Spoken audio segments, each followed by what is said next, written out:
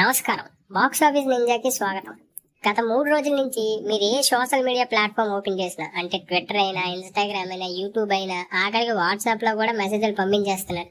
సందీప్ రెడ్డి వంగ వచ్చి దీపికా పడుకునే ఇష్యూ గురించే ఉంది. అసలు బేసిక్ వీళ్ళిద్దరి మధ్య వచ్చిన ఇష్యూ ఏంటి, దీనివల్ల నష్టపోయేది ఎవడు, లాభపడేది ఎవడు, దీంట్లో మెంటలోడు ఎవడో క్లియర్ గా ఎక్స్ప్లెయిన్ చేస్తాను చూడండి. యాక్చువల్గా ఏం జరిగిందంటే 3 రోజుల క్రితం ఒక రిపోర్ట్ వచ్చింది. అదేంటంటే దీపికా పడుకొని స్పిరిట్ సినిమా నుంచి బయటకు వచ్చేసింది. స్పిరిట్ సినిమాని దీపికా పడుకొని సంవత్సరానికి ముందే అగ్రిమెంట్ చేశారు, ఏంటి నేను ఈ మూవీలో యాక్ట్ చేస్తాను అని. కానీ ఇప్పుడు ఆవిడ నేను యాక్ట్ చేయను అని చెప్పి బయటకు వచ్చారు. అసలు ఆవిడ ఎందుకు యాక్ట్ చేయనన్నారు, ఆవిడే యాక్ట్ చేయనన్నారా లేదా సందీప్ రెడ్డి వంగ బయటికి తోస్తాడా అనే విషయానికి వస్తే, బేసిక్ గా సందీప్ రెడ్డి వంగ వాళ్ళు చెప్పేది ఏంటంటే ఈ సినిమాలో దీపికా పడుకుని గారు తెలుగులో లైన్స్ చెప్పనన్నారంట. ఇంతకు ముందు ఆయన చేసిన యానిమల్ మూవీ హిందీ మూవీ కాబట్టి ప్రాబ్లం లేదు. ఇప్పుడు కల్కి మూవీలో కూడా ఆల్రెడీ దీపికా పడుకుని గారు చేశారు తెలుగు మూవీ, బట్ ఆ మూవీ అప్పుడు కూడా ఆవిడ హిందీ లైన్స్ హిందీలోనే చెప్పారు, డబ్బింగ్ వేరే వాళ్ళు చెప్పుకున్నారు. కానీ ఇక్కడ మన సందీప్ రెడ్డి వంగ అసలే అన్ని చాలా గట్టిగా ఉంటాడు కదా మనిషి, ప్రతిదీ తను ఏది చేస్తే అదే రైట్ అనుకున్న మనిషి కదా. సో అందువల్ల సందీప్ రెడ్డి వంగ క్లియర్ గా ఏం చేశాడు, ఈ సినిమాకి నువ్వు తెలుగులోనే లైన్స్ చెప్పాలి తెలుగు సినిమాలో అని చెప్పాడు. దానికి మన దీపికా పడుకుని గారు ఒప్పుకోలేదు. దానికి తోడు సినిమాలో ప్రాఫిట్లు కూడా అడిగారంట. దీంతో మన సందీప్ రెడ్డి వంగ తిక్క ఇంకా పేలింది. దీంతో నువ్వు నాకు అక్కర్లేదని చెప్పి బయటకు వచ్చాడు.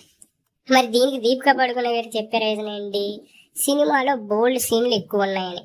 నాకు ఒకటి అర్థం కాదు, దీపికా పడుకుని గారు ఎప్పుడు బోల్డ్ సీన్ చేయలేదా?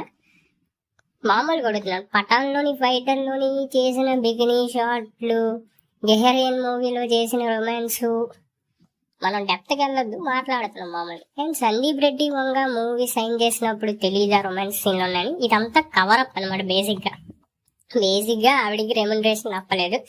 అలాగే సందీప్ రెడ్డి వంగ నాన్ స్టాప్ వర్కింగ్ స్టైల్ కూడా నచ్చలే. ఇప్పుడు కేవలం 8 గంటలే పనిచేస్తారంట. ఇదేమైనా ఇండస్ట్రీ వర్క్? నేను ఇప్పుడు వచ్చి ఇప్పుడు వెళ్ళిపోతాను, లేదా సాఫ్ట్వేర్ వర్క్ లోని ఎప్పుడు వస్తాం ఎప్పుడు వెళ్ళిపోతాం తెలియదు. ఈవిడ డిమాండ్ చేయడం మధ్యలోని. అందువల్లే బేసిక్ గా సందీప్ రెడ్డి వంగ అసలే తిక్క మనిషి కాబట్టి దీపికా పడుకుని బయటికి తోస్తాడు. దీంతో బయటికి తోసేస్తే బాగానే ఉంది. తోసిన తర్వాత కూడా ఏం చేశాడు మనోడు, జస్ట్ విత్ ఇన్ 2 days లోనే స్పిరిట్ మూవీ హీరోయిన్ అని చెప్పి అఫీషియల్ గా తృప్తి టీమ్ అనౌన్స్ చేశాడు. దీంతో దీపికా పడుకుని ఈగో హట్ అయింది. దాంతో ఆవిడ ఏం చేసింది, ఇమీడియట్ గా ఆవిడ సపోర్ట్ చేసే పిఆర్ తోని అండ్ బాలీవుడ్ లో ఉన్న పిఆర్ ఏజెన్సీలతోని ఈ సినిమాలో బోల్డ్ సీన్లు ఎక్కువ ఉన్నాయి, అందుకే నేను చేయలేదు అని చెప్పి ప్రచారం చేయించడం మొదలు పెట్టింది. దీంతో తెక్కరేగిన సందీప్ రెడ్డి వంగ ఒక ట్వీట్ వేశాడు. ఆ ట్వీట్ మీరు అందరూ చూసే ఉంటారు. ఆ ట్వీట్ లో నువ్వు ఎంత చేసినా, సింపుల్ గా ఆ ట్వీట్ లో హిందీ లైన్స్ మీకు అర్థమయ్యేలా చెప్పాలంటే, నువ్వేం పీకినా నాకు నా బొచ్చుతో సమానం అని చెప్పి మనోడు చెప్పాడు. సో బేసిక్ గా ఇష్యూలో ఎవరు పెద్ద కమెడియన్ అయ్యారంటే మన నాగేశ్వన్ గారు. అందుకే అతను ఇప్పుడు ట్రెండ్ అవుతున్నారు. ఎందుకంటే మీరు కొడుకుని మధ్యలో నా పేరు ఎందుకు తీసుకొచ్చారా బాబు అని చెప్పి ఆయన ఏడిస్తున్నాడు అనమాట. సో బేసిక్ గా ఇష్యూ మొత్తం గమనిస్తే మీకు ఒక విషయం అర్థమై ఉంటుంది, ఈ ఫెమినిస్టులతో పెట్టుకుంటే మాత్రం ఇలాగే ఉంటది.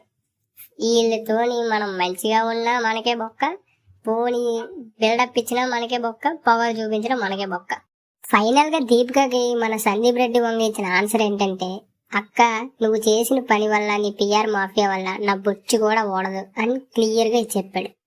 సందీప్ రెడ్డి వంగ అయితే ఇచ్చి పడేశాడు.